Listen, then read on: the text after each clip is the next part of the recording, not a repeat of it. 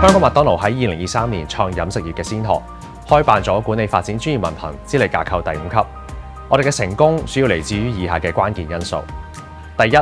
我哋喺計劃初期就設定咗清晰明確嘅目標，貫徹機會盡在麥當勞嘅人才理念，希望課程可以訓練未來嘅領導人才。第二，我哋都持續收集意見，改進我哋嘅課程，去符合政府資歷架構嘅標準同需求，加強認受性。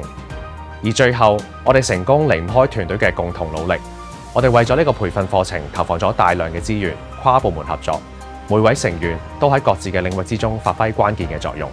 呢個課程嘅獨特之處，在於我哋根據業務嘅需求同埋學員嘅背景嚟量身打造課程。內容圍繞餐廳管理專業，涵蓋咗7個單元，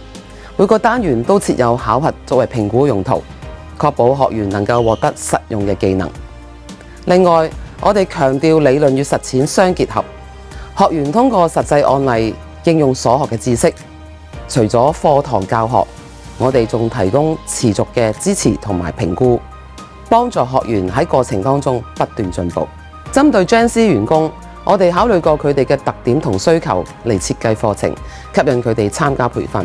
我哋亦都為課程加入咗適當嘅彈性，提供在線學習選項，方便學員靈活規劃佢哋嘅學習時間。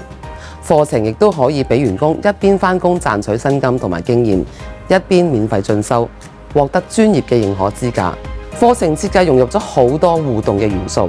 例如有小組討論同埋實時嘅反饋，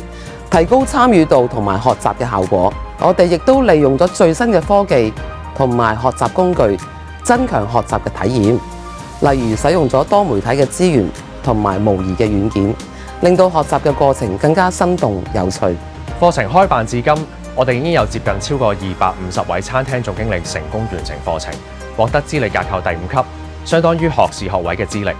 我哋希望透過呢個課程提升員工嘅專業能力之餘，亦都期望打破大眾對於麥當勞員工嘅固有印象。因為無論嚟自唔同嘅背景，擁有唔同嘅學歷程度，同樣可以透過唔同嘅途徑邁向成功，獲得專業嘅認可資歷，亦都提升餐飲服務業嘅認受性同專業性。2025年度最佳管理培訓及發展獎現正接受報名，一齊展示你嘅培訓同發展計劃，快啲報名啦！